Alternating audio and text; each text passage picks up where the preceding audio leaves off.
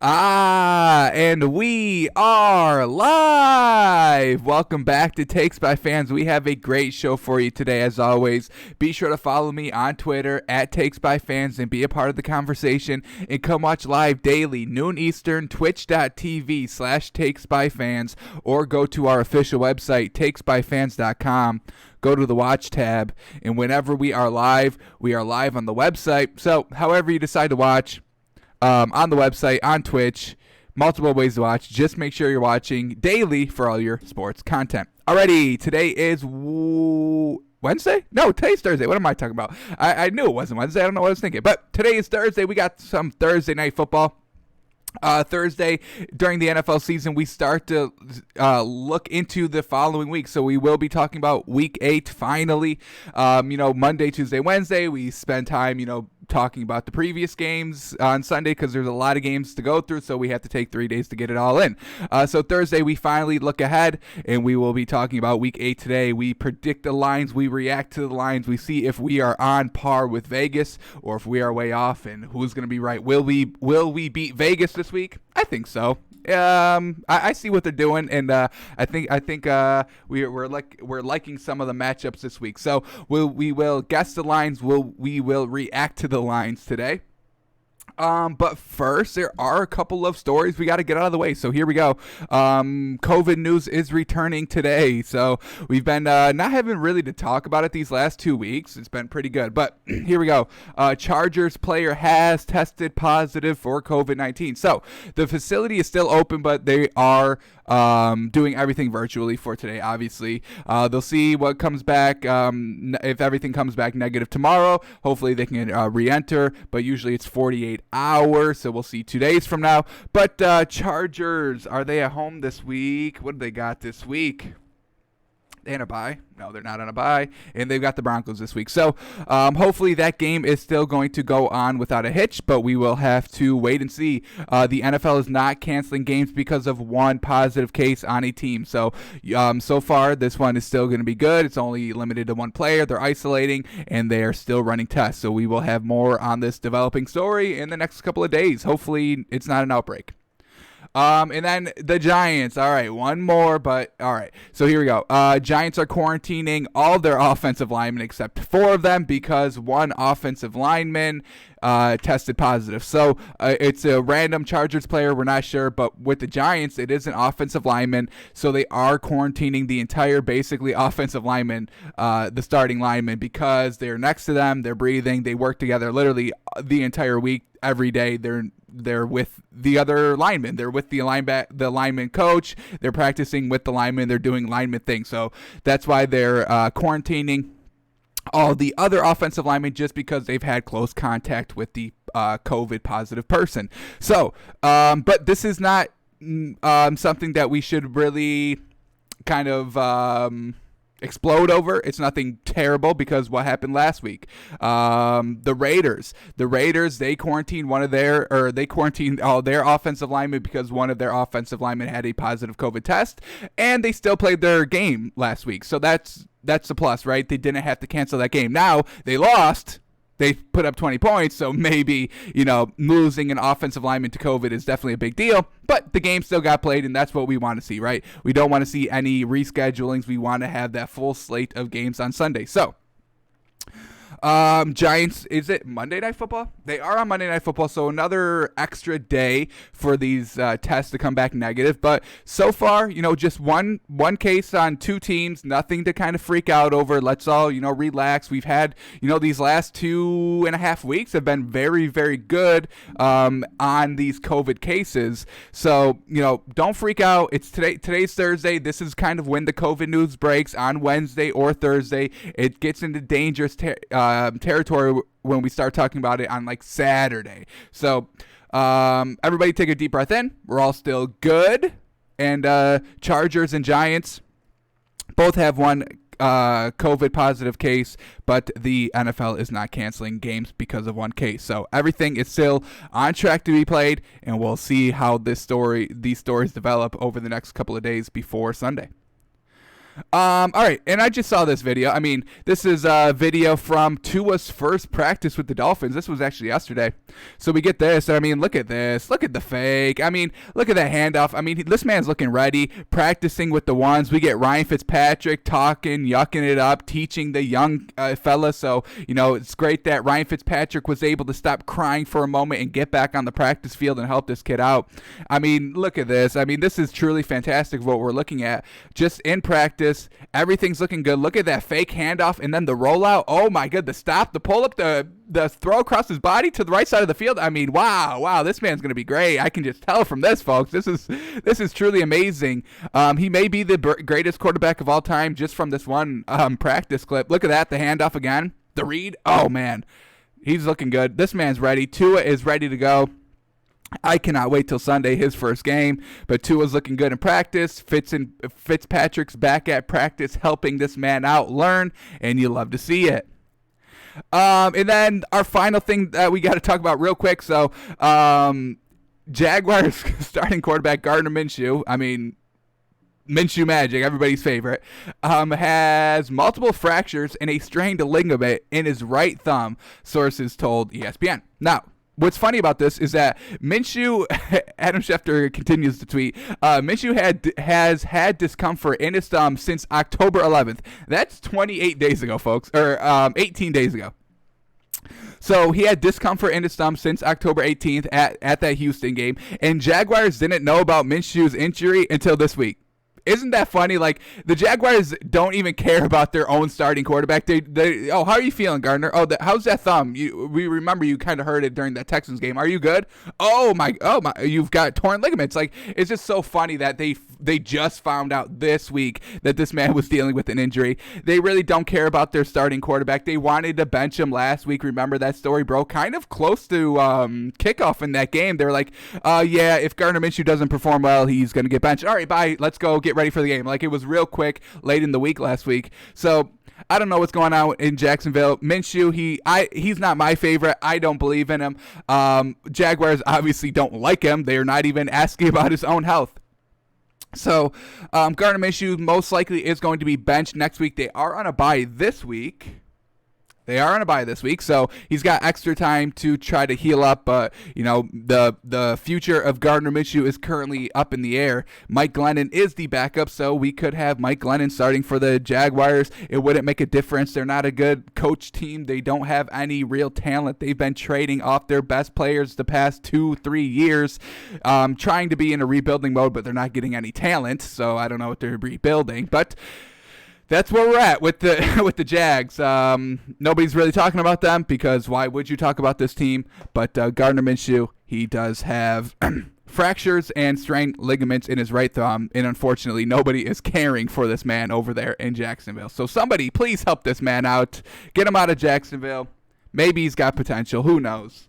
All right, but that's all we really have to talk about today. A couple of stories, a couple of COVID. Tua's looking good, and Gardner Minshew is all alone by himself in Jacksonville. Nobody's checking up on him. My poor man.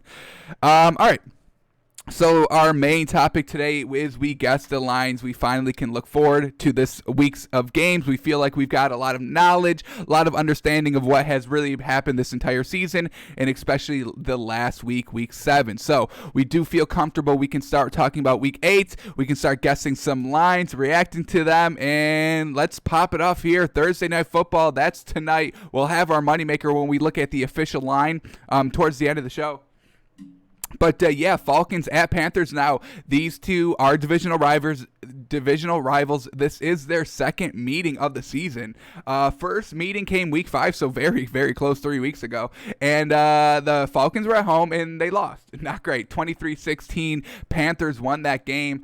The big thing for the Falcons is that they had no Julio Jones, but Calvin Ridley still caught 136 yards. So, I mean, they weren't missing like a true number one wide receiver because Calvin Ridley, I've been saying it all season, he can fill that number one spot. That man's that good.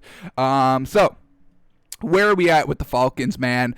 I want to buy them. I really do. And I have been probably their biggest supporter this entire season. I'm not even a Falcons fan. an impartial observer. I'm just a fan of this Falcons offense. I've always believed in Matt Ryan. I thought he's pretty good, above average, which, that's where I want my quarterbacks to be, above average. Todd Gurley has been having some decent games, some, 50-plus yard games, very solid, scoring touchdowns. Julio Jones has been obviously very good. In their offense, Calvin Ridley, I'm a big fan, so they've got, huge weapons on offense. I'm a big fan. Obviously, they've been blowing leads. I saw a stat on Twitter. I mean, the Falcons, when they are at a probability of 98% chance of winning the game. So, in the fourth quarter, late in the fourth quarter, when the game's already wrapped up, 98% chance of winning the game statistically. I think they use like IBM Watson or some. They run the numbers. And they say whenever the Falcons have a 98% chance of winning, they've lost 3 of those games, and they've had 98% chances of winning the season 3 times, and they lost all those games. So that is a really huge stat. I mean, we take 3 losses and add them to the wins. We're looking at a 4-2 Atlanta team. That's really realistic. I mean, we definitely can see that the offense is that good, in my opinion. They're definitely not a 1-6 team, I wouldn't say. I would say this Falcons team is probably a 3-4 team. Offense is pretty good. Defense sometimes struggles to get off the field, and sometimes the offense struggles to really be productive as well. I mean, we'll see Matt Ryan throw 4 touchdowns, 400 yards, no interceptions, and then we'll see him throw 179 yards, 1 touchdown, 2 picks. It's real strange what Matt Ryan goes through. With Julio Jones, without Julio Jones, it really doesn't matter. So that's the one real question mark on this Falcons team, is just sometimes, man, they just don't look ready to play offensively or defensively. So not sure how I want to still keep buying the Falcons, but I think I have been kind of buying this Panthers team a little bit through these last 2 weeks. They're just winning games, and Christian McCaffrey, he's not going to play this week. He should be good to go next week, but he's officially out for tonight's game, unfortunately. But the Panthers haven't really needed him. I think he got injured, week 1 or 2, so he hasn't been a part of basically this entire season of the Panthers, and they're still at 3-4 with a new head coach and a new quarterback, like a rookie head coach, like a head coach that hasn't coached in the NFL at all, coming off of 5 years of not even 5 years. He's had 10 years of head coaching experience in college, but still, I mean, he's kind of winning me over a little bit. I loved to go for it. The 65-yard field goal I thought was the perfect play call. You don't go for it on 4th and 18. So I loved his call to kind of be aggressive and go for that, record-setting, game-tying field goal. So I loved that. He doesn't have a lot of, he's turning him, Matt Rule, and Teddy Bridgewater are kind of turning these kind of, number 2 receivers into number 1. I've been really impressed with Robbie Anderson, him coming from the Jets last season. I think he was with the Jets basically his entire career. So that's never easy to have kind of a quarterback carousel and head coaches that don't know what they're doing. So now that he gets a chance to play with Teddy Bridgewater and Matt Rule, he's being really productive here. So this Panthers team, they're just finding ways to win games, and that's what I love about them. They're at home. They beat the Falcons last week, or their last meeting, and as much as I like the Falcons and have been talking them up these first 8 weeks of the season, I think I'm going to go with the Panthers here.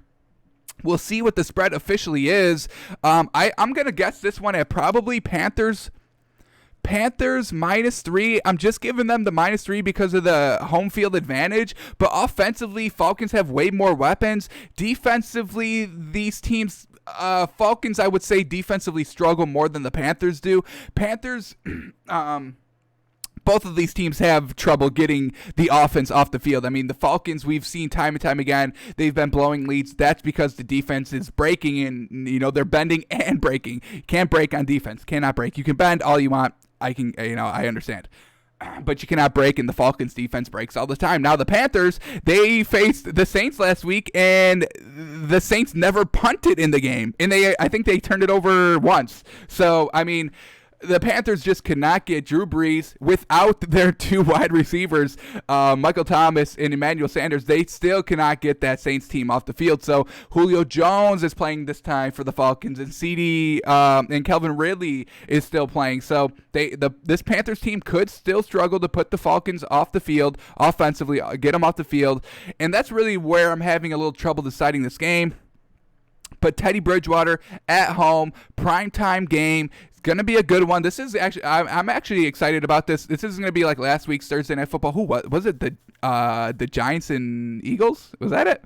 But anyway, this is gonna be a good game tonight. Really excited for it. Want to see how Matt Rule does on primetime games. We see him kind of in the big. That was my one red flag going into Matt Rule into the season, is that we kind of looked at his background and it's like 1-4 in bowl games, not great. Why are you having a month to prepare for games and you're only winning, the big game? That you in college, you pretty much only look forward to bowl games. Four teams out of all those hundreds of teams get into the college football playoffs, but there's a lot of bowl games. So in college, you look forward to a bowl game. Matt Rule got to 4 bowl games and only won one of them. Not the greatest. You have a month to prepare for bowl games. You should be winning. So that's this game. After all, 5 minutes of just talking about this game. This is this game, Falcons and Panthers, and I think we're gonna go Panthers -3. I could see a Panthers -4, but just offensively, the talent of the Falcons is just so much greater than the Panthers. Any given night, Matt Ryan's gonna, they should have won last game. Matt Ryan is thinking to himself, man, we really should have won that game last week. Man, we were in full control of the game, but we just let it slip from us once again. So we can kind of start to attribute maybe the funk wasn't with just Dan Quinn, which that was my theory. I thought Dan Quinn was the one that was holding all this kind of blown leads and losses funk just attached to Dan Quinn, and I thought with him being out, everything would be hunky-dory. But then we saw last week Todd Gurley just stumbles into the end zone not knowing situational awareness, and that's not good. So not sure how I want to call this game. I'm always rooting for this Falcons offense. I want to see Matt Ryan succeed. I truly do. And they've got great weapons, and they're fun to watch. Todd Gurley, he just got blown up by the Rams. Literally, his career was kind of over with the Rams because they were just shitting on him every week. And then they said that he had arthritis in the knees and he needed to go. But he's kind of rejuvenating his career with the Falcons, and I'm loving it. I'm loving watching Todd Gurley still kind of be good. And Julio Jones putting up like 2 touchdowns. I love it. Real tough to call this game, man. Real tough. We're gonna call it a Panthers -3. We'll see what the real spread is. Maybe we can get some value. Maybe they're underselling the Falcons. Maybe we get like Falcons +5, and I would love that. Anything more than 3, I would take the Falcons. Anything less than 3, I think I take the Panthers. That's just how I think I see this game turning out. Thursday Night Football division game. Division games are usually always close. Thursday Night Football are always wonky. You really never know. You've got a clear favorite walking into Thursday Night Football, and then the road team makes it close for some reason. That's how Thursday Night Football games usually go. This is a division matchup. Wonkiness is going to ensue in this game. I can guarantee that. That's my one guarantee of this game. I really don't know who's going to win or lose, but this game will be wonky, and we'll be talking about it tomorrow when we break down the game. So we'll officially predict the game at Panthers -3 just because of the home field advantage. All right, so that's Thursday Night Football. So let's go over the rest of the Sunday's games. This is what we got Sunday. Bills, Patriots. Oh boy, oh boy, oh boy. One thing's got to give. Patriots, Bills, both quarterbacks are kind of struggling recently. These last 2 weeks, definitely. Cam Newton can't push the ball down the field. This offense is struggling. They put up 6 points last week. They put up, 11 points 2 weeks ago? 10 points. So they're definitely struggling to score the ball. Bills coming off of a performance where they only kicked field goals against the Jets. Why are you doing that? Josh Allen cannot continue drives and build long drives, so that's unfortunate for them. But Bills back at home, feeling good. This is their first matchup against the Patriots without Tom Brady, and the Bills have about 20 years of just pent-up aggression waiting for this moment to just unleash and unload on the Patriots. So Patriots not being able to score the ball at home is definitely alarming, and now they have to go into Buffalo, where the Bills always play Bill Belichick close in Buffalo. So Bills, they've got the better quarterback. I'm saying it. Josh Allen's better than Cam Newton. I'm going to say that.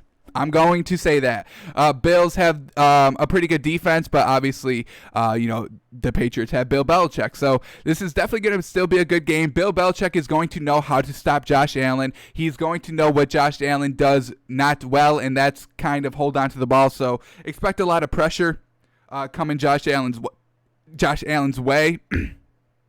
Bills here, I think I like it.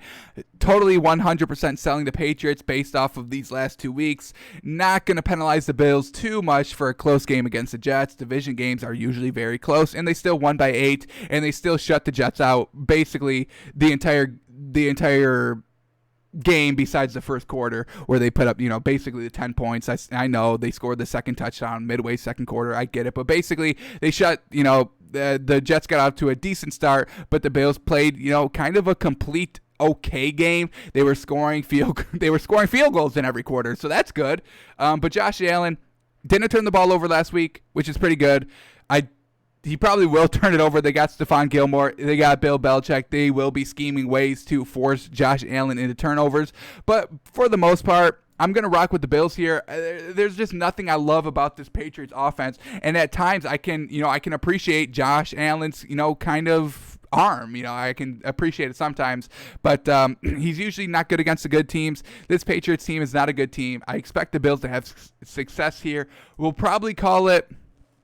Yeah, this is where it's going to get interesting, where we call the spread, but this one's probably going to be close. Probably Bills -3, division game, Bills at home, give them the 3 for the home field.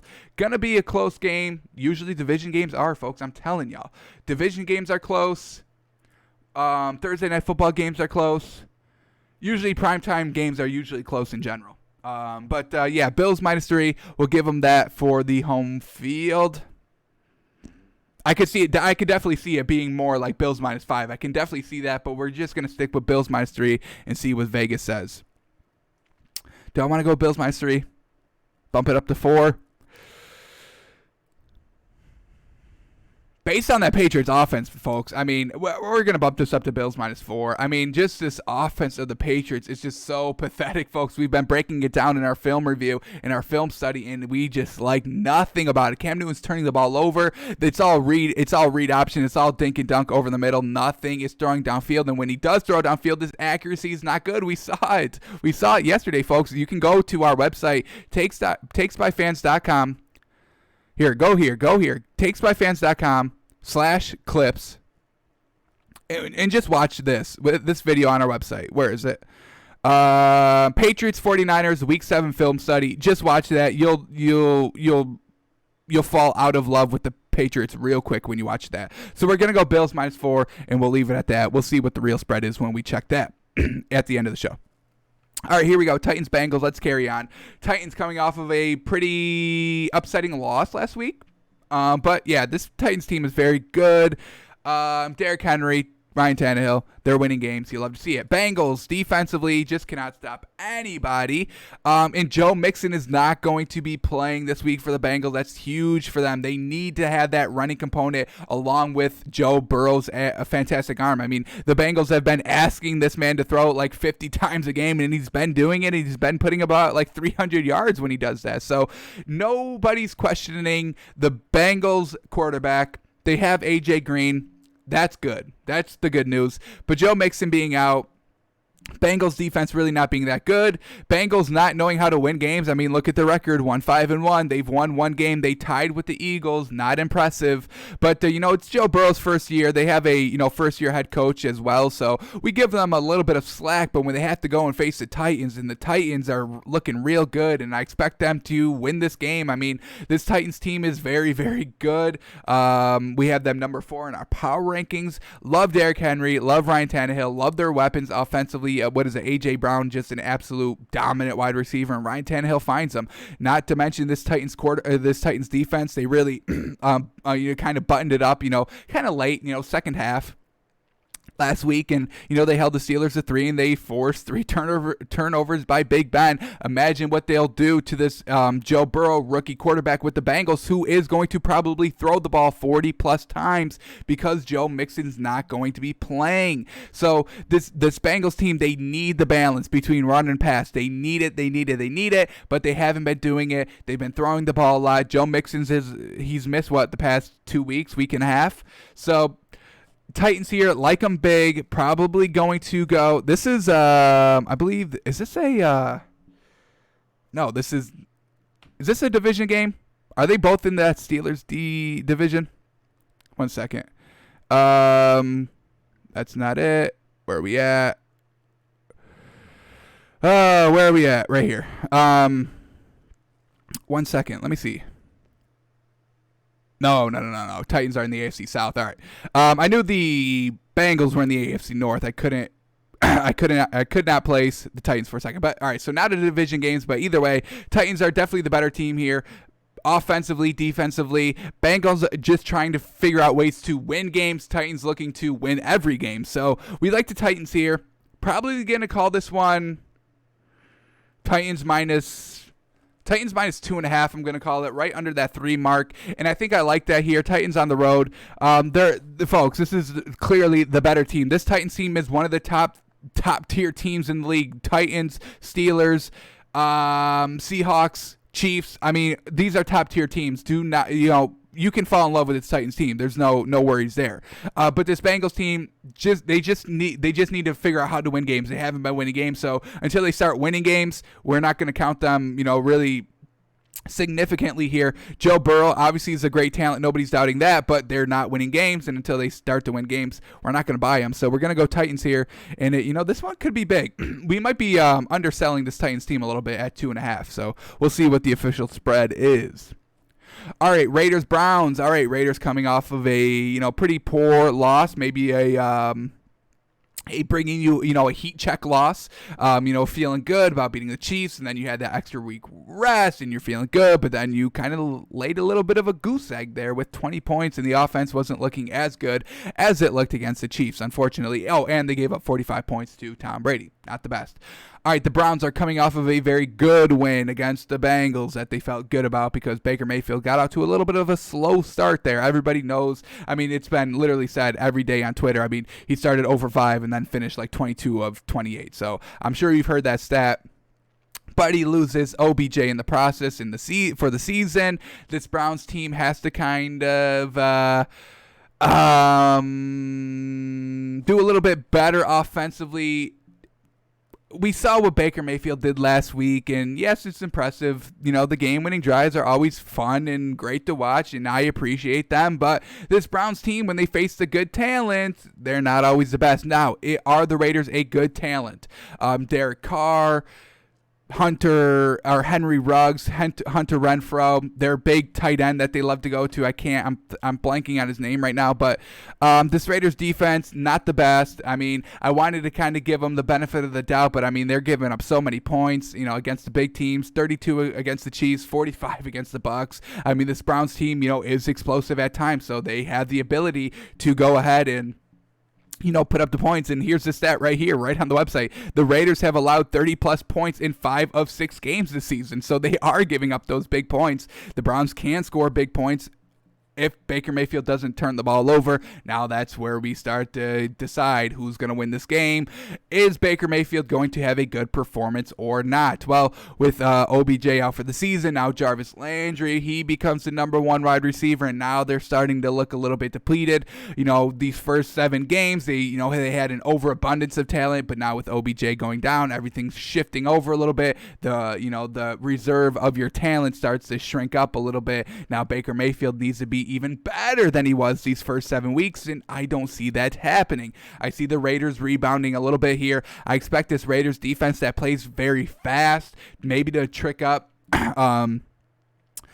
Baker Mayfield a little bit. It obviously, that quick defense doesn't really hurt the veteran quarterbacks, the good quarterbacks. Patrick Mahomes, Super Bowl winning quarterback. Tom Brady, Super Bowl winning quarterback. It doesn't fool them. But with the Browns and Baker Mayfield not being, a Super Bowl winning quarterback or even close to there, the Raiders could take advantage defensively here, looking to get back on track. John Gruden's looking to bounce back. I mean, he's in his mind, this is a winnable game. You come off the Chiefs bye and the Bucs. You're thinking we're probably 0-2 in that 3-week stretch. So now we have a chance to kind of express ourselves and show our true talents here against the Browns, and I think they can. So I think Vegas may put this game at Browns -3, probably similar talented teams, but the Browns are at home, so you give them the -3. And if we can get the Raiders +3, I think I love it. Give me the points here with the Raiders, who have the ability, to score the ball quickly and explosively, big, quick drives, 4 plays, 82 yards. They have the ability to do that. On the road, This is a good road team. They do play on the road very well. So I think we like the Raiders here. If we can get some good points with them, I think we like it. But we'll officially predict this one at Browns -3. Alrighty, Colts and Lions here. Colts are coming off of a bye, so I do like that about them. And they have to face kind of a lackluster Lions team who pulled off of a heist last week in a victory. So this Lions team really should be 2-3 heading into this game at home.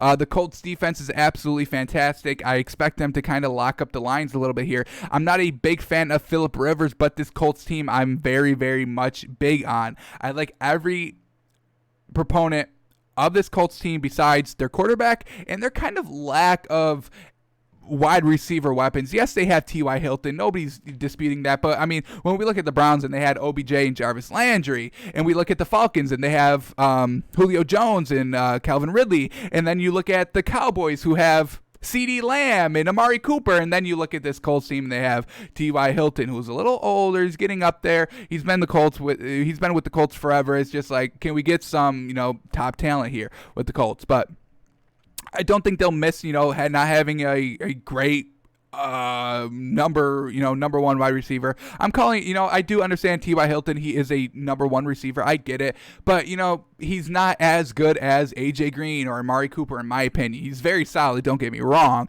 But, I think I would rather take Julio Jones over him. I don't know if that's blasphemous. I don't think it is. I don't think I'm saying anything blasphemous, but hey, everybody has their opinions. But Colts here, I think I like them big here, and we could get some good value out of them with the Lions coming off of a win, and they're at home. Vegas may Colts coming off of a bye. We haven't, what have you done for me lately? The recency biases are all gone with the Colts, so we could really get some good value here. We're going to predict this line. I think I'm going a little bit under. I'm going to go Lions. I'm going to go Lions -1, and I really don't. I'm kind of just seeing what I think Vegas will do. I don't really believe in this line because, honestly, this game really should be like Colts -2, Colts -3, in my opinion. But we're going to go Lions -1 because I think that's where Vegas is going to place the line. That's where I kind of hope Vegas plays the line because I like the Colts straight up, and if I get some points with them, I'm taking the points, absolutely. This Colts defense is really nothing to mess around with. Xavier Rhodes is one of the best cornerbacks in the league, and probably the best pickup for this Colts team. So, Phillip Rivers, he probably won't have to do too much. I expect probably 2 turnovers from Matt Stafford, riding a very good high from their win last week. That should not have been a win. And I don't like Matt Patricia as a coach. So I like the Colts here. We'll predict this one at Lions -1. We could get some good value with the Colts here. We'll see. I'm very anxious to see what that real line is. Woof. Could make some money out that game, truly. All right, Vikings, Packers. Oh boy. I believe they faced this season too. I forgot to look up that first meeting. Didn't they face like week 1 or 2? Hang on, I can look it up real quick. Let me get this. I can just do it quicker on my phone than the actual website because you have to go by the week. Yeah, so they played week 1. Packers won 43-34. High-scoring game, but, I mean, remember in that game, Kirk Cousins, I believe he threw multiple interceptions, and they didn't get scoring until the second half when the game was already out of reach. So Packers love them here big. They got right back on schedule last week with their win against the Texans, and they did it very, very well. Held the Texans only 20 points. That's amazing. The Vikings are nowhere near that offensively, and the Texans were at home, and the Packers still only held them 20 points. So I love the Packers here. Vikings are coming off of a bye, so they had some extra time to prepare for this game, but it's not going to matter. It's Kirk Cousins. I don't trust him. They're going into Green Bay. That's even worse for them. They're having to face a hot Aaron Rodgers who just threw 4 touchdowns and no interceptions. Aaron Rodgers is finally back on home off of a 2-game road trip. Packers all day long. Devontae Adams is all good to go. Aaron Jones may be good to go this game as well. I will have to double check that, but I think he is going to be good to go here. Packers getting all their strength. Vikings struggling to win games, to be consistent offensively, be consistent defensively. They're struggling everywhere. Plus, they're on the road. I'm not trusting Kirk Cousins. I'm trusting my man Aaron Rodgers. Looking come next Wednesday, random Aaron Rodgers touchdown drive. Hopefully we have plenty to choose from, and I'm expecting Aaron Rodgers to open it up for us. So we're going to go big here. We're going to go Packers -8. And I would take that all day, to be honest. Packers -8. They're clearly the better team. They're at home. They're back on track with their win last week. This is truly the 13-3 Packers team from last season, folks. Do not get it twisted. This Packers team, I thought for a second, 2 weeks ago, or going into last week, I thought the Packers may be taking a step back when Aaron Rodgers threw all those interceptions, but they got right back on track, and we have to rebuy them. I missed on that one. I was wrong on that one. We're back on track with the Packers, and we're back big, baby. I'll take it Packers -8. I'll go all the way up to Packers -20. If they win by 21 here, love it, love it, love it. Packers, oof. Hopefully Vegas doesn't go any higher than -8, because I don't know about that. All right, here we go. Division games are usually close, folks. I do have to keep reminding myself of that. But the Packers are so much better than the Vikings. Oof. All right, here we go. Jets-Chiefs.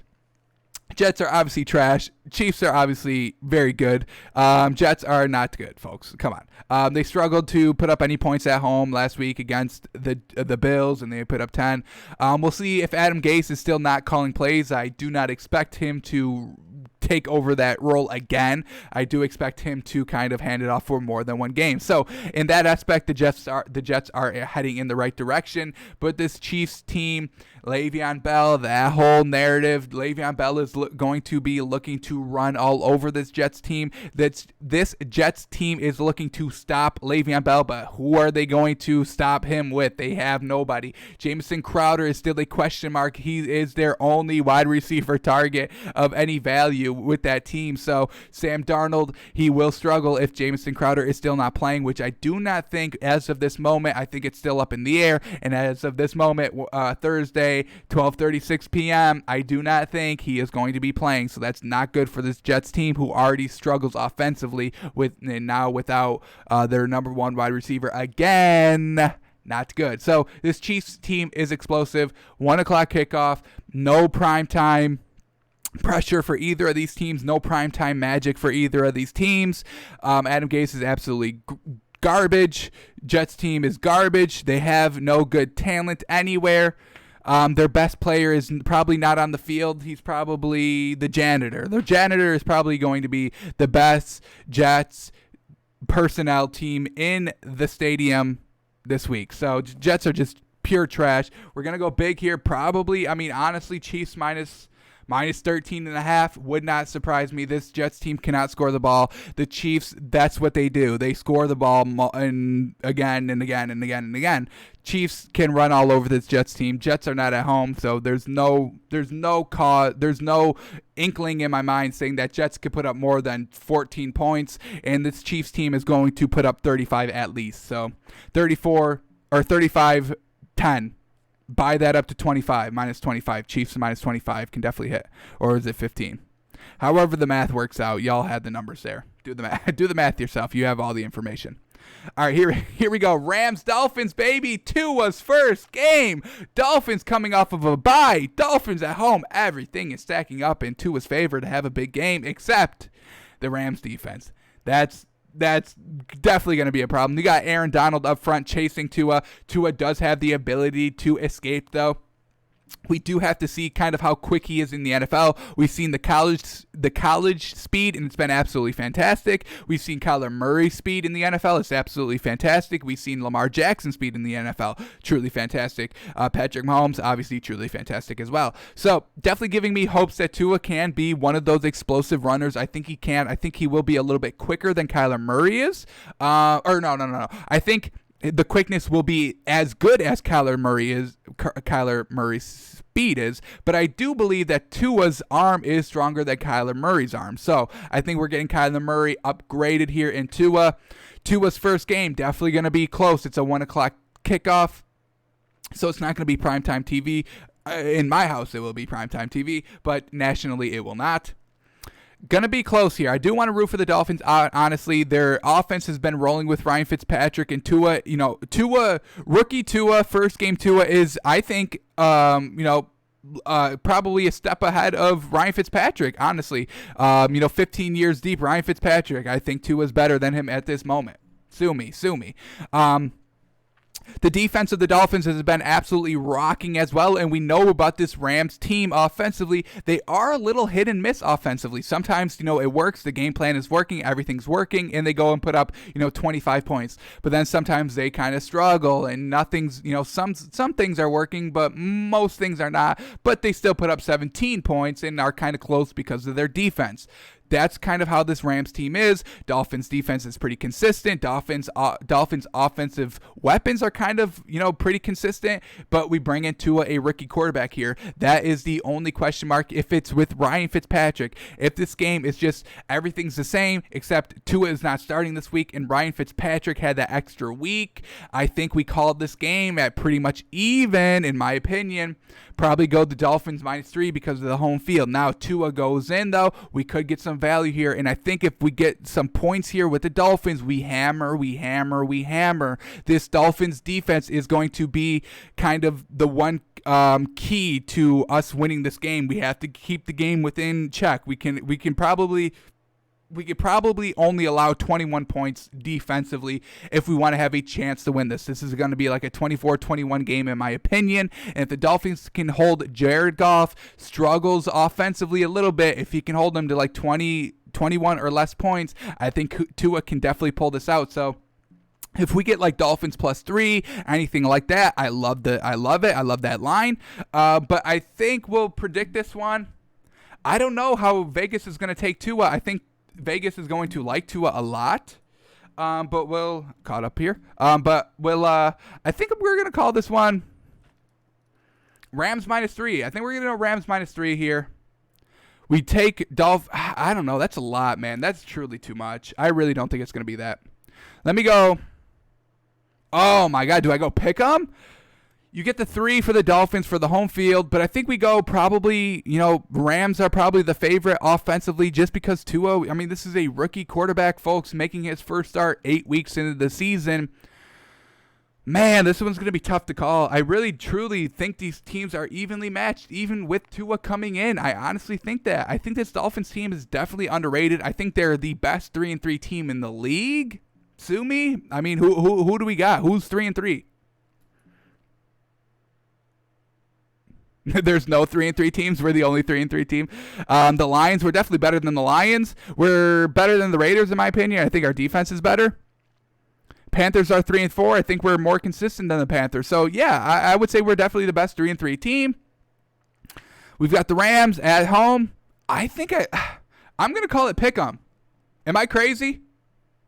I'm calling it pick'em. We'll see what Vegas says, and then we'll decide. But if we get some value on this Dolphins team, absolutely, I would hammer it. Tua's first game, looking for some Tua magic, and we're at home, and our defense is good, and we're off a bye. Everything is just, I'm telling you, everything is adding up. This is literally going to be just picking a new quarterback up, placing them in, taking the old one out, and everything else is still the same, and we're still 3-3. So I love the Dolphins here, folks. This Rams offense is a little spotty. We'll see how they show up this week on the road against Miami. We'll see. All right, let's move on. Saints-Bears. All right, Bears are absolutely trash. We'll see. There's still no word about Emmanuel Sanders and Michael Thomas for the Saints. That's definitely going to be a huge key. But the Bears are just so bad offensively. And the Saints team, they do have some big names defensively. They haven't always worked defensively. They almost lost to the Panthers and could not stop the Panthers for the life of them, literally. They allowed the Panthers to punt once last game. So the Saints team, defensively, they should be good. They should be pressuring Nick Foles. Nick Foles probably will throw a pick, at least one against the Saints team. They will. If Emmanuel Sanders or Michael Thomas, if either one of those plays, this Bears team cannot keep up offensively with the Saints. Now, if none of those players play, then the Bears are going to have the edge defensively, pressing Drew Brees, and Drew Brees isn't going to have like a kind of a safety net to kind of get the ball out with Emmanuel Sanders or Michael Thomas both being out. So definitely need at least one of them to play this week. I think at least one of them will play. Hopefully, Emmanuel Sanders can come back from COVID, or Michael Thomas can stop getting in fights with his coach and not have hamstring injuries. It's just a lot of question marks. So maybe hold off on this game until some actual wide receiver news is breaking on the Saints team, but We've watched this Bears team offensively multiple times in our film review. We do not like them at all. They cannot score. They cannot consistently move the ball down the field. Nick Foles is wild with his accuracy. I mean, yes, his completions may look good, or may look good on paper.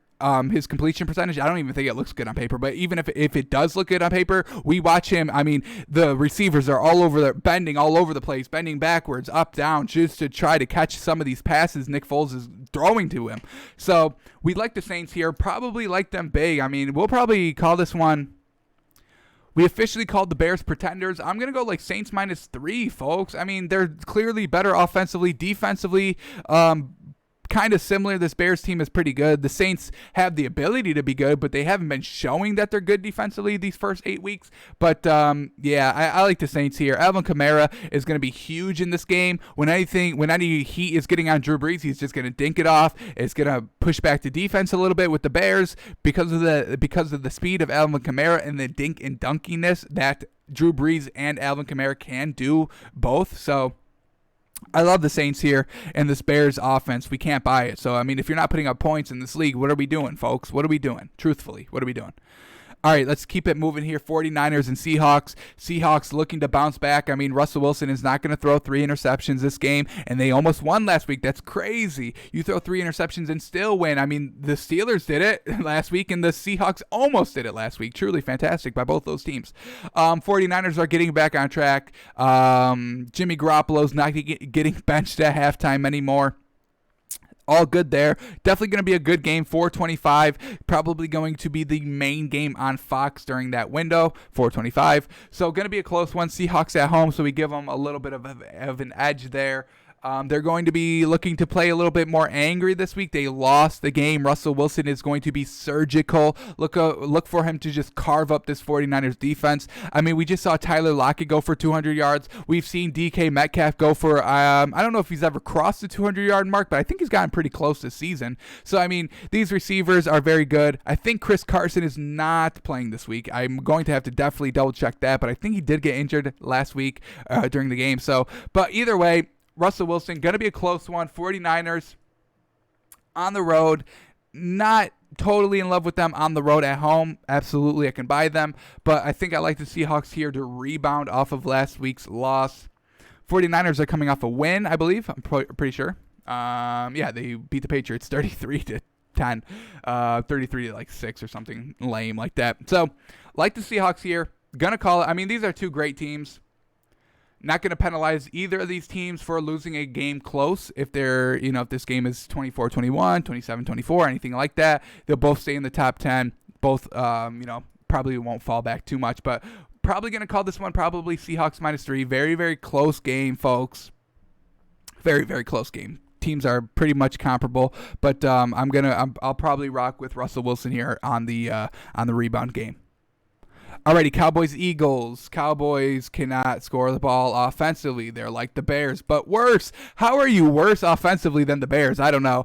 We're not sure about Andy Dalton's status. I think he will be good to go. By Sunday. But for right now, I believe he is still not practicing. I believe he's still not practicing right now. So they bring in their third-string quarterback for the Cowboys. I mean, they can't even move the ball with Andy Dalton, a seasoned veteran, folks, a seasoned veteran. And now they're going to go to a third-string. I believe he's a rookie or he hasn't played in the NFL. I did not even recognize his name when I saw it. I was like, who the heck is that? So they've got nobody third-string offensively for this Cowboys quarterbacking team. The one silver lining for this Cowboys team is that it's a division game, and is this Sunday Night Football? Gross. This is NBC at 8:20 on Sunday. This is Sunday Night Football, folks. This is what we're getting. Cowboys, Eagles at home. Eagles clearly are better. Cowboys defense is so trash. Giants put up a lot of points, and Washington put up a lot of points. That's how you know your defense is trash, truly. So, their defense is trash, their offense is trash, and it got even worse with Andy Dalton still not being good to go. Eagles here all day and tomorrow. I don't care their lack of weapons. Carson Wentz is probably not going to turn the ball over because the Cowboys have nobody to pick him off. I mean, who's talented on that team besides Van Der Esch? And that's a linebacker. He's not going to be able to keep up speed with some of these receivers that the Eagles have. So, we're going to go Eagles big here, folks. This should be like Eagles -7. even with all their struggles. And you may want to take the Cowboys +7 just because it's a division game. That's probably why I stay away from taking this game, but everything points to an Eagles blowout, folks, truly. Alrighty, here we go. Steelers, and once again, a tough opponent for the Steelers here this week.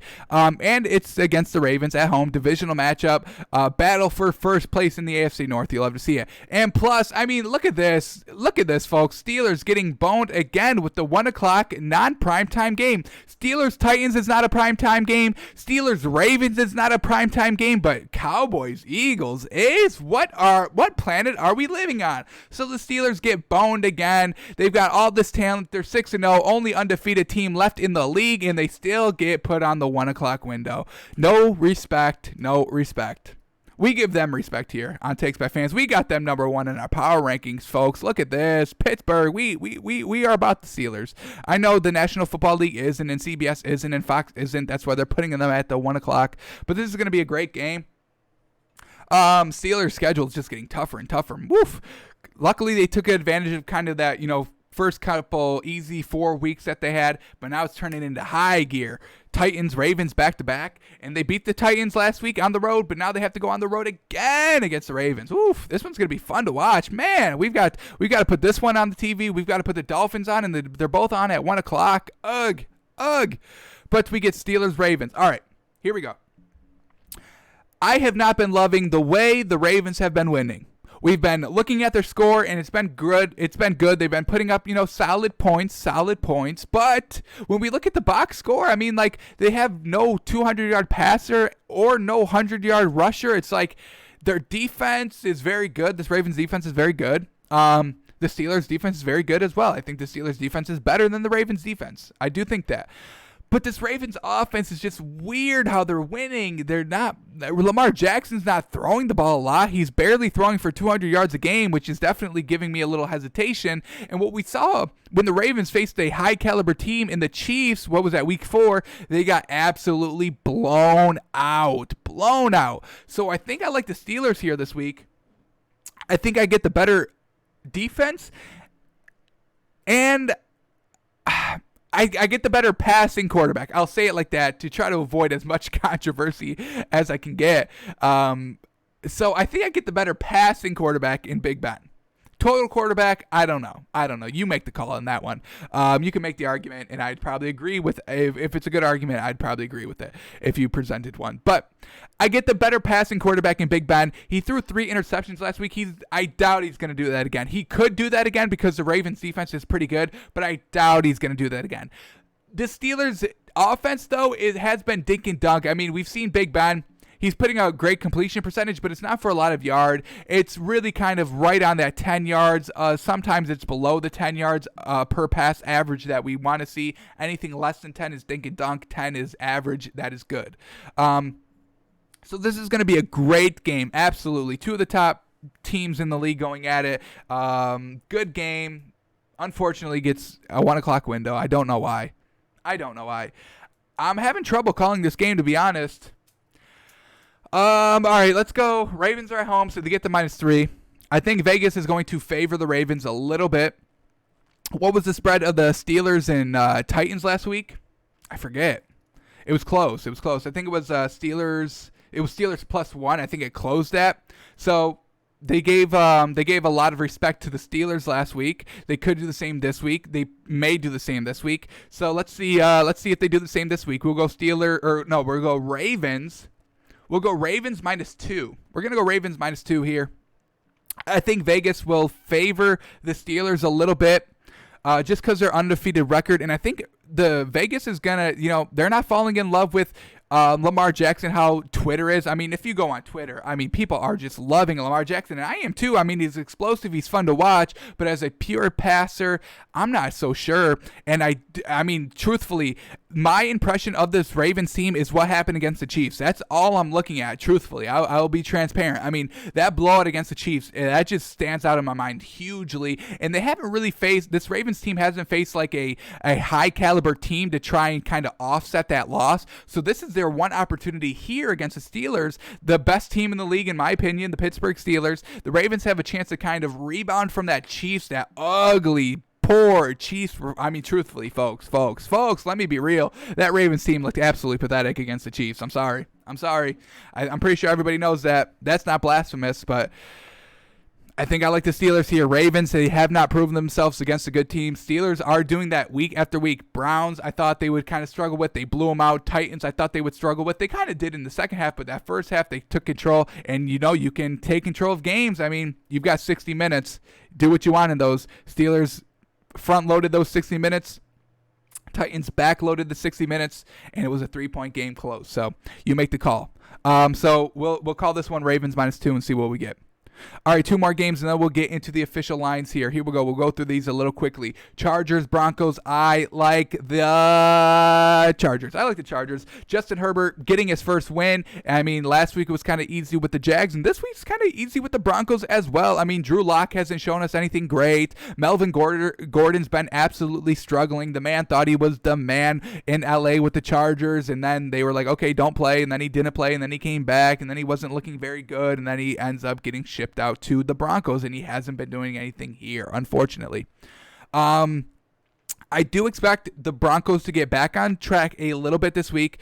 They've had a tough 2 weeks. They had the Patriots that they did win. They did win that game, so well done to them. And then they had who they have last week, somebody tough. Can't think of it at the top of my head. The Chiefs getting absolutely dominated by the Chiefs. So this Chargers team isn't as high-powered as the Chiefs' offense is, although I think they can be that. But the play calling, I don't think they are allowing Justin Herbert to air it out. They need to just throw 15-yard pass plays every play for Justin Herbert because he can make the throws and just expand that offense just a little bit here. But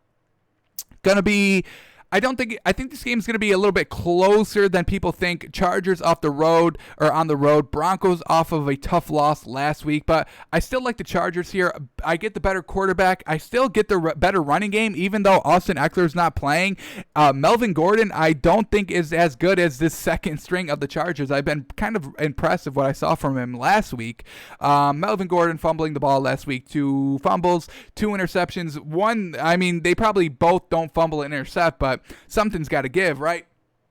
So we'll see what happens there. We'll go. I think I like the Chargers here. I think they're still the better team. We'll predict this one at probably Broncos -1. I think Chargers are just the better team, but you give the Broncos 3 for home field. So Broncos -1, and we could get some value with the Chiefs. All right, and that brings us to Monday Night Football. Bucks, Giants.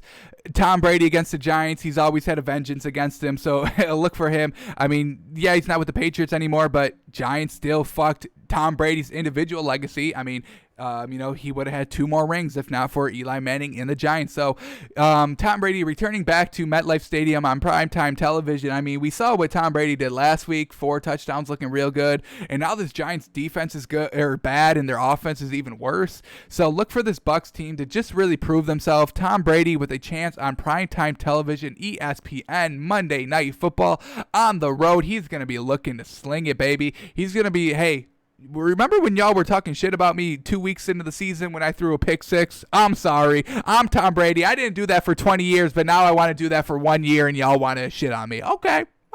I'll go through 4 touchdowns the week before a primetime game because I'm just teasing. That was the appetizer. The 4 touchdowns last week was just the appetizer, and y'all are getting the main course and dessert and breakfast the next morning. So y'all better watch out because I'm throwing for 6 big touchdowns, baby, and they're all going to Gronk. 90-yard bombs to Gronk down the field, 6 touchdowns. That's the line. That really should be the line. What is 6 touchdowns in this league? What is that, 42 points?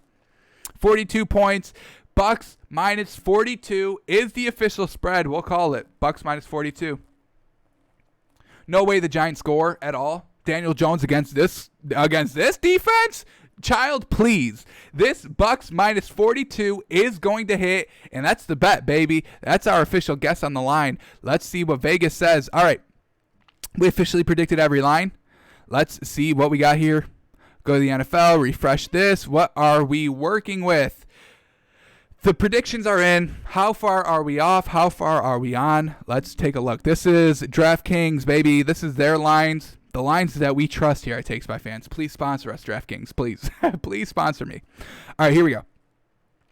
The Thursday Night Football game. All right, we're back here. and then we can make our official moneymaker pick. So, Falcons, Panthers, Thursday Night Football tonight. We predicted this line at Panthers -3, and it's going to be Panthers -2. Okay, so this is a little odd. I did not think Vegas would lean this way. So what Vegas is saying with this line is, so you get Panthers -3 for home field, but the the Vegas saying that kind of the Falcons on a neutral field are pretty much the favorites, and that is a little interesting. I did not think Vegas would see it that way, because I kind of see it that way.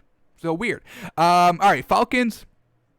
The offense is good. We know this, but just the Panthers, they just stay in the game, and sometimes this Falcons team, they just make the critical time management mistakes. We haven't seen the Panthers do it. I'm gonna swallow the 2 here, folks. I'm gonna bail on the Falcons this week. This is the only week I'm not betting on the Falcons or not picking the Falcons, folks. I mean, this Panthers team, they won their week 5 matchup, their first matchup of the season. Panthers are at home. They have a chance to really prove themselves and kind of make a name for themselves and kind of put their stamp nationally on television, and I think they do it.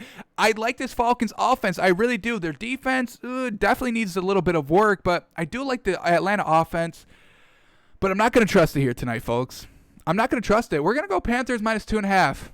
This would be the week that Atlanta wins, and the one week I jump off of them, then they win. But I'm gonna secure it with Panthers here -2. Home team, I don't have to swallow a lot. Basically the average score of a game is about 3 points. So I don't have to swallow too much here. I do like the Falcons, man. I do. I'm not saying I don't, but for this game, I'm gonna rock with the Panthers here. Man, this is so close. All right, give me some time to think about this one. I'm not calling this one just quite yet. I'm taking my official prediction back. I gotta think on it a little bit more. We'll come back to this one by the end of the show, definitely. All right, here we go. Let's clear our minds, because that one is kind of messing me up a little bit. I thought we would get some good value with the Falcons, and it threw me off. All right, here we go. Vikings, Packers. Let's continue on here. We officially predicted this one at Packers -8. Oh, Packers -6.5. Okay. We could definitely rock with that, right under that 7 mark. Love it. I don't think the Vikings are, if they try to outscore Aaron Rodgers, it's not going to go good. We saw what happened on their first meeting week 1. Did not go so well.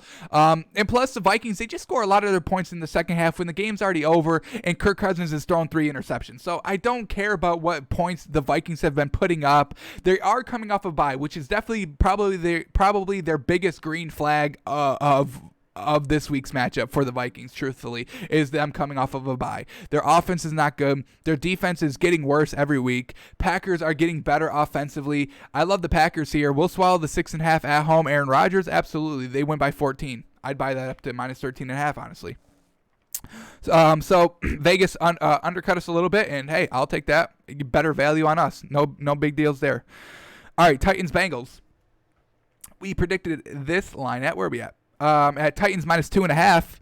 Wow, Titans -5.5. That's a lot. That's like an 8-point spread swing there, folks. You get Bengals -3 for home field, and then they get all the way bumped up to -5.5. That's 8 full point swing. Wow. All right, I did not think it was going to be that high, but I understand it. I mean, this Titans team is definitely better than the Bengals. They're more physical than the Bengals. They run the ball. They will be pounding the mouths of this Bengals team, and Joe Burrow is going to have to try and out-throw Derrick Henry. He's going to have to out-throw Derrick Henry running the ball. I don't know if that's gonna work. I expect long drives by the Titans, and I expect kind of a couple of 3-and-outs by the Bengals trying to do too much with Joe Burrow just throwing the ball, because Joe Mixon is probably not playing this game. So Titans, they go for long drives, like 6-minute drives. Bengals, they come out. Oh, the Titans score a touchdown on those drives, on those 6-minute drives. They score a touchdown. Then the Bengals come out, maybe go 3-and-out. The defense is still gassed because Derrick Henry is just punching them in the mouth literally every time. Every run, every play is a running play up the middle, getting 5 yards a pop every play. And Derrick Henry is literally just bashing people literally heads up, because this man loves contact and he's an absolute beast. So I like the Titans here -5.5. Expect a couple of 3-and-out from the Bengals, and the Titans to kind of score quickly off those, because the Bengals defense is tired from getting smacked in the mouth. So I do like the Titans here -5.5. A little bit more than I expected, but I definitely understand it. I do like the Titans -5.5 though. Alrighty, Jets and Chiefs. We predicted this one. Hang on, I accidentally clicked it. We predicted this game at Chiefs minus 13.5. It's Chiefs minus 19.5. Wow, I thought I over predicted it. Wow, 19. Do not please do not take this game. Anybody out there, Jets fan, Chiefs fan, I don't care. Do not take this game. 19 points is absurd, folks. It's truly absurd. Just stay away from this game. Maybe take a prop bet and then just do not take the spread on this. This is truly out of hand. Truly out of hand. 19.5. Okay. I like the Chiefs minus 19. If I have to bet, I'm taking Chiefs minus 19.5. Absolutely. I do not trust Adam Gase with 19.5 points. I do not trust Adam Gase with 30 points. I don't. So, yes, if you have to take this game, if you're just dying to take this game, please do Chiefs minus 19.5. That's all I'm going to say on this. I mean, folks, the Jets can't score. They're not going to have Jamison Crowder. That's their only, silver lining on their offense. Wow. Woo, 19.5. That's a lot to swallow. I'll just say that. Wow. Vegas is getting crazy. Vegas is getting crazy out here, folks. Woo, that just tells you how bad this Jets team is. When have you seen the Washington team be minus 19.5 or plus 19.5? When have you seen the Giants be plus 19.5? This is getting absurd, folks. 19.5. Woo, all right. We're going to pretend we didn't see that. All right, here we go. Let's go. Steelers, Ravens. We officially predicted this one at Ravens minus 2, and this one's going to be Ravens minus 4, and I love it. I love it. I love it. Take the Steelers plus 4 right now. Right now, lock it in before it goes any lower. So Vegas is giving no respect to the Steelers for beating the Titans last week, and I understand it. They didn't look good in the second half, and Big Ben threw 3 picks. I understand where they're going with this line, but that's not going to happen again. In the Steelers defense, they're going to be ready for the Ravens. This is a divisional matchup. You don't think Mike Tomlin is going to have the Steelers defense ready to cook Lamar Jackson? Come on. And the Ravens won their only game this season against a real talent, a Super Bowl championship level talent, was against the Chiefs, and they got absolutely blown out. And they were at home for that game. They were in Baltimore.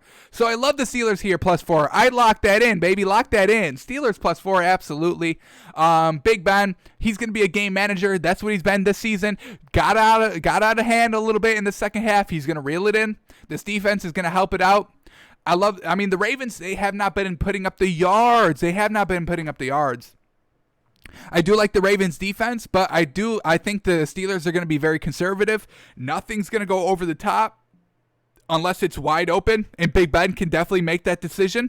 He's a seasoned veteran. He's a Super Bowl winner 2 times, I believe. So give the Steelers team a little respect. Steelers, you're giving me the best team in the league, plus 4 points. I'm taking that all day. And tomorrow, games are close, folks. My daily reminder that games are usually very close, 1 possession. Steelers plus 4, folks. Take that. Lock it in. That's a lock tomorrow. I'll tell you, spoiler alert, Steelers plus 4 is our lock. So if you want some early value before the line starts going down, because people watch this show, folks, they are going to be hammering. I wouldn't be surprised at the end of the show that Steelers go from plus 4 to minus 1. It would not surprise me. So lock this in, folks. Alrighty, Rams and Dolphins.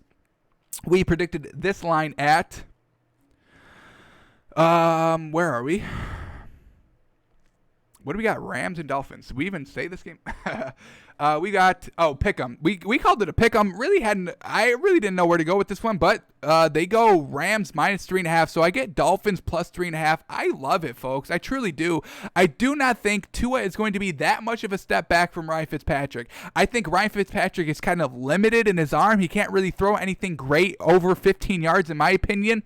Tua can do that. So they're going to extend the field vertically. There's going to be more verticality in our play calling, and really our system's been proven to work. We're 3-3 at this point with Ryan Fitzpatrick. Our defense is very good. We're coming off of a bye. We're at home. This Rams team, they struggle offensively sometimes. Go back and look. We've been calling it out. We've been trying to look at our film study on Wednesday of just kind of what goes wrong with the Rams when they don't put up 20 plus points. What goes on with them? So we try to figure that out. We really don't understand it. Rams on the road, coming off of they were just on television, weren't they? Weren't they just on primetime TV? Who'd they have week 7?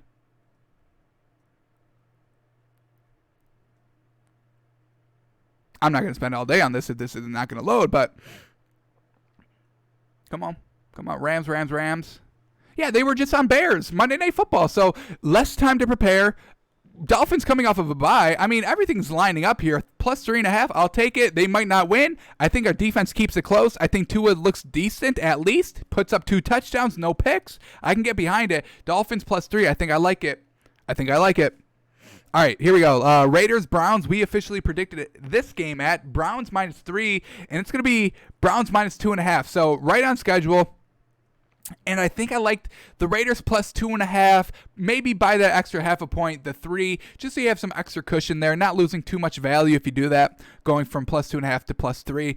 But this Browns team, I'm not going to fall in love with their offense. They kind of got worse offensively last week, even though they won. Baker Mayfield against the kind of the better teams, the worst teams. He's good against the worst teams, not good against the good teams. We'll see where actually the Raiders lied this week. Yeah, having them probably beat the Bucs last week was maybe an oversight, in my opinion.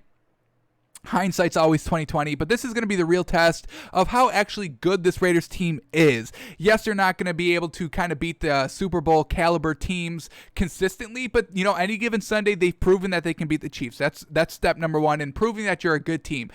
Step number 2 is beating the not good teams. And the Browns, in my opinion, are just not good. They're kind of in this Raiders category where they're trying to be good, but they don't always look good against the good teams. So the Raiders and Browns are definitely in kind of the same boat. I would put the Raiders above the Browns just a little bit in my power rankings. Maybe you do Raiders at 16, Browns at 17, maybe something like that. Maybe Raiders at 14, Browns at, you understand what I'm saying, that I would put the Raiders above the Browns in my rankings. The offense has proven that they can be explosive. I don't know really where to go with this one. Browns lose OBJ, and Baker Mayfield was not always looking good. I don't know. Raiders plus 2.5, I think. This is a close game. I probably just stay away from it. Just truthfully, Browns coming off of a huge momentum win. I mean, they'll be carrying that momentum for the rest of the season, folks. Remember when I started 0-5 and then I basically went in completion for the rest of the game, and I led us in the fourth quarter twice. I touched the ball in the fourth quarter twice, and I scored 2 touchdowns because I'm Baker Mayfield and I'm clutch, baby. So he's going to be full of himself here, but he lost OBJ. I don't know how this was going to play out. I think I stay away from this one. If I have to bet it, I'm going to take the points. I'm going to take Raiders plus 2.5. All right, let's move on here. Patriots and Bills. We got Bills at -4, which was our official prediction, and it's Bills -3.5, right where we said it. So I like the Bills here. I have to sell my Patriots stock, unfortunately. Cam Newton, I've been giving him the benefit of the doubt literally since they signed him. The first day he signed him, I said it's going to work. I'm believing in Cam. Now we're here at this point. 2-5 Patriots, not looking good. Turning the ball over. The offense is non-existent in New England, unfortunately. When would we ever say that? The Patriots, the offense in New England is non-existent. Wouldn't say that with Tom Brady. We're saying that with Cam Newton, unfortunately. Buffalo looking to get back on track. 2 tough losses. 2 tough losses. Got back on track last week with the win, but Josh Allen, he's going to want to prove himself here. I expect Bill Belichick to have kind of a plan to kind of how to deal with Josh Allen, but overall in the grand scheme of things, the Patriots are not going to be scoring points this week, folks. That's what it's going to come down to. The 3.5 is a little tricky at this point because divisional games are usually close. Divisional games are definitely very close. Patriots plus 3.5 here. I just can't trust that offense. I just can't. So, as I say, can I trust Josh Allen's offense? I think I can more than Cam Newton. Cam Newton couldn't get it done at home. Not going to get it done on the road here in Buffalo. The 3.5 I'm going to have to sleep on to see how I really feel about it, but I do like the Bills just to win this game. We'll talk about the spread maybe tomorrow. All right, here we go. Colts and Lions. We officially predicted this game at Lions -1, and it's going to be Lions +3. So we're getting no value here. Vegas is definitely saying that Colts are the clear favorites, and that's my opinion on this game as well. Now, the spread. Not going to take it. I don't want to take the Colts -3. If it was like Colts -1, I'd take it. Colts -2, I'd think about it. At that 3 mark, it's very close. Lions have kind of been keeping games a little close this season. They lose At home, though, they're not good at home. They're not good at home for some reason. I don't get it. Because they have Matt Patricia as a head coach. That's why they're not good at home. That's why. Coaching at home matters, folks. So Colts here, I do like them. I do think the Colts win the game. The 3 is scaring me off a little bit. Maybe I swallow it. I just can't trust the Lions. They shouldn't have won last week. Matt Stafford feeling himself coming off of a 1 minute, basically 80-yard touchdown drive for the win. He's feeling very good. Colts feeling very well rested. Phillip Rivers off of a bye. I would trust Phillip Rivers off of a bye, no doubt. I don't think there's really any big weapons on Detroit defensively to kind of give Phillip Rivers any trouble. So I do like the Colts here. Once again, I'm going to have to sleep on the 3, but I think I do like that. I think I do like it. Really wish we could have got some value here with like Colts +1. Not going to get that, unfortunate. But Colts here, I do like it. We'll talk about the spread tomorrow when we make our official predictions, our official picks. Alrighty, Chargers and Broncos. We predicted this game at Broncos -1, and it's going to be Broncos +3. So once again, we can't get any value here with the Chargers. Broncos +3, it's going to be real tough to take that. They just don't look good offensively. Yes, they get the Chargers, whose defense isn't great, but it's definitely decent. And this Broncos offense is just trying to rock with Drew Lock, who's been injured. He's been in, he's been injured, he's been in again. Just kind of all over the place. Game manager against the Patriots just got absolutely blown out by the Chiefs, so their confidence is kind of all over the place. Chargers finally got their first win with Justin Herbert. That's a huge sign of relief, let me tell you, because Justin Herbert has been slinging the ball, folks. He's been doing very, very well. I think he's been playing since week 2, I think. So he's been absolutely fantastic. But they finally got their first win, getting over the hump. That's huge. Getting your first win under your belt. I mean, I don't think there's really like a point you can really put on that. You put home field advantage at -3. What is your first win really worth here? So I think it's worth a lot. Chargers finally getting over that hump, winning with Justin Herbert. Justin Herbert knowing how to win. I mean, it's huge. The 3 is throwing me off a little bit. It's a little too much, I think, to give the Chargers. I am big on the Chargers. I think the 3 is a little bit, especially on the road. So I'm going to hold off on here with my prediction till tomorrow. All right, here we go. 49ers and Seahawks. We predicted the line at Seahawks -3, and it's going to be Seahawks -2.5. So right where we were thinking. Teams are very, very, very even.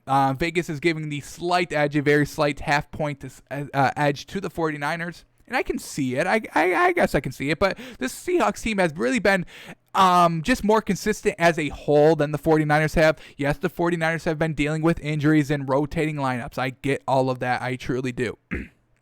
But are we just supposed to forgive, just toss out the window that the Seahawks, were 5-0 going into last week, and Russell Wilson threw 3 interceptions but still almost won the game? I mean, really, how uncharacteristic of Russell Wilson throwing interceptions, and especially Russell Wilson throwing interceptions in overtime, and especially Russell Wilson throwing interceptions in overtime with a minute left when they had the chance to kind of fix their mistakes of the previous overtime drive and drive down the field and win it. So it was just real bizarre. Seahawks were still in it. That's what's so great about this team. It's just like, yes, everything can go wrong on the Seahawks team, but they're still going to be right in it at the end. So love the Seahawks here. -2.5. I think I swallow it. 49ers have been just a little bit more rocky and a little more inconsistent than the Seahawks have. Now, the 49ers have been consistent these last 2 weeks, don't get me wrong, but I'm going to go with the Seahawks here. Coming off of a revenge game, shouldn't have lost. Russell Wilson's going to play angry. He's not going to throw any picks. I'm talking 5 touchdowns, no picks game for Russell Wilson. DK Metcalf having 200 yards. Tyler Lockett having 200 yards. And it's just going to be an explosive offensive day for the Seahawks, in my opinion. So I do like the Seahawks -2.5. I do like that. All right, here we go. Saints and Bears. And we called this one at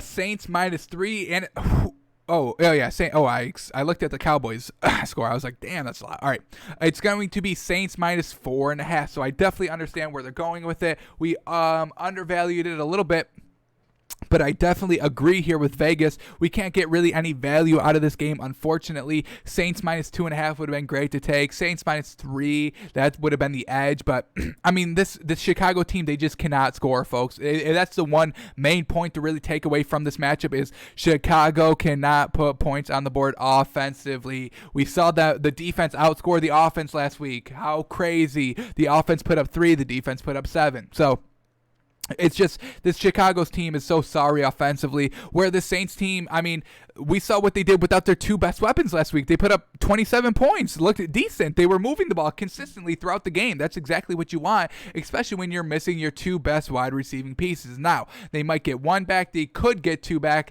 The cat's still out of the bag. There's really been no progress. There's been no statements by Sean Payton that tell us one way or the other whether they're playing or not. Now, that's definitely going to hurt them. But Saints can definitely prepare for it. Alvin Kamara is going to be huge in this game, whether they play or not. The pressure from the Bears, Khalil Mack trying to get sacks. Drew Brees is just going to dink it off to Alvin Kamara, and he'll run for 7. That's going to push the Bears defense back. So definitely like the Saints here. The points really shouldn't be an issue. Really shouldn't, because Chicago can't score and the Saints can score. They've got Drew Brees. So I think I like the Saints minus 4 here. I think we just swallow it. And we got to play it. We just got to play it because we can't count on consistent scoring from the Chicago team. That's it. That's it. I'm telling you, that's how big that this offense struggles. That's how big. That's the only real thing I would look at in this game. Can Chicago score? Oh, they can't. Then I'm taking the Saints minus 4.5. I'm telling you, I'm holding so much value in that. The Bears offense is just so trash that I'm holding. They just cannot score, folks. They cannot score. I had somebody in my YouTube comments yesterday or a couple days ago when we posted our week 7 or week 8 power rankings, going into this week power rankings, however you want to officially call it, but they were like, where's the Bears? And this was coming after the Monday night game. I was like, where's the Bears? Where's their offense? Where's their points at? Once you show me the Bears points, then I'll put them in the top 10. But until they start putting up 20 points consistently, offensively, I don't want to see the defense having 4 pick sixes and you win the game 31 to 21, because you scored 28 points because of your defense. I don't want to see that. This Bears team, folks, please just trust me on this one. They cannot score. They cannot score. That's it. That's it. You want to take them plus 4.5? You better hope the Saints can't put up 4.5 points. You better hope that. You better hope the Bears win 4.5-0, or the Saints win 4-0. You better hope that, because the Bears cannot score. That's it. That's it. That's the line. That's the game. That's the narrative. Bears cannot score. All right, Cowboys Eagles. We predicted this line at Eagles minus 7, Eagles minus 8.5. I understand this, folks. I know why the spread's this big. That's why we said it was minus 7 in the guess. So it's even more than we expected, and that's fine. It's a division matchup, so I probably stay away from the spread. Maybe find a good prop bet if you want to take this game, some action on this game. But we can't take the spread here, folks. 8.5. Maybe we can. This Cowboys defense is so trash. The Giants put up 30. The Kyle Allen put up 25. What the heck? Dwayne Haskins would have won a starting job if Dwayne Haskins faced that Cowboys defense. Truly unfortunate. You don't give Dwayne Haskins that easy defense to really work with. Damn, Ron Rivera. Should have subbed in Dwayne Haskins last week. Damn it. So, Eagles, their problems are Carson Wentz not being accurate for a full 60 minutes. He throws picks early. He throws picks late. He throws good in the fourth quarter. He throws bad in the fourth quarter. That's Carson Wentz. He's just not consistent, where the Cowboys are just not even a team. Folks, Mike McCarthy cannot coach. He cannot. Aaron Rodgers put a Band-Aid on Mike McCarthy as long as he could until, just tempers got too much, and one of them had to go, and then they decided the talent will stay, and that's Aaron Rodgers. So, Cowboys here. Not liking them at all. Andy Dalton may not even play. Now if Andy Dalton can't even be serviceable with this Cowboys roster, what good is a third string quarterback, folks? Andy Dalton's been in the league forever. He's been a constant 8-8 quarterback, losing first round of the playoffs. He's a true 50-50 quarterback, folks. So the fact that they're not even competitive and he's not even putting up points, and that could be just the play caller just not calling the plays for Andy Dalton or not trusting him enough, and that's definitely so. Zeke's not making it any easier for this Cowboys team. But we're going to go Eagles here. They can score. They've proven they can score. They've proven they can score while turning the ball over. The Cowboys have done that as well, but not as kind of consistent as the Eagles have. I like the Eagles here. The 8.5 is definitely scaring me off. It's so much for a division game, which usually are very close. But this Cowboys team, they just cannot score, and their defense is just so trash. Like, this Bears team offensively is so trash, but the Cowboys team is defensively what the Bears are offensively, folks. It's really, you can make the comparisons to offensive defense of these two teams. We probably stay away from this one. The spread's just too much in my opinion. If I have to take it, I take the 8.5. If I have to. I do feel more comfortable with that. All right, but that brings us to the last game of the week, Bucks Giants. We predicted this one at Bucks minus 42. Oh, only Bucks minus 11. Darn it. So we were off a little bit by 30. No big deal. Obviously Bucks minus 11. I think, all right, so yes, the Giants do keep games close. That's the one thing, but Tom Brady's going to be looking to be on a tear. I do think kind of the revenge of the Giants just organization is going to come out just a little bit. I don't think it's going to be as big as maybe I played it up to be, but it's definitely going to be there. Daniel Jones, he can't just score. He really can't score. He can move the ball sometimes, but he can't score. Nick Foles really can't move the ball either, but he also can't score. So going to be interesting. Tampa Bay is looking to kind of assert themselves. They can't really lose. They have no more excuses built into them. I mean, we gave a pass to Tom Brady those first 2 weeks, learning a new system, first year in a new offense. Anybody's going to, take some time to learn that out and not be good those first 2-3 weeks. So we gave, the Bucks and the Brady some excuses early on, but now, we're 8 weeks in. You guys have been looking good. You've been, throwing to your receivers very well. You've had games where Mike Evans has 2 touchdowns. You've had games where Gronk has a touchdown. You've had games where Godwin has 2 touchdowns. You've had games where Scott Miller has a touchdown. So you know how to use all of your pieces. You know what they do. You've got a good understanding of things. So this Bucks defense should eat the Giants alive. Daniel Jones should very struggle. And Tom Brady shouldn't have too much trouble here. Primetime television to get excited to go and torch this Giants defense, which is not very good. So I do want to see how much we can buy these game lines up to. Doesn't look like anything is open yet, so unfortunately we are going to have to kind of wait. No prop bets, nothing like that. So unfortunate. So we will have to look at that. But yeah, Bucks minus 11.5. I can definitely get behind that. Buy it up to 42.5. I can definitely buy that as well. Unfortunately, I don't think DraftKings will let you go up that high. You probably get up to 28. You might be able to get it up to 27.5, probably. All right, so let's come back to this Atlanta game.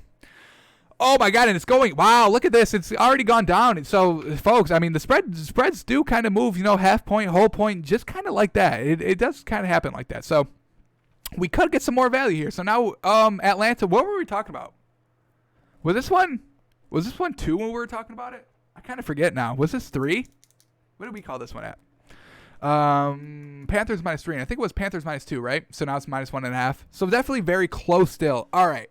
The one thing that's kind of just hanging me up is this Atlanta offense, man. I buy it. I buy the Atlanta offense. I'm sorry. I've sold all my Atlanta stock besides this offense, and it's pissing me off.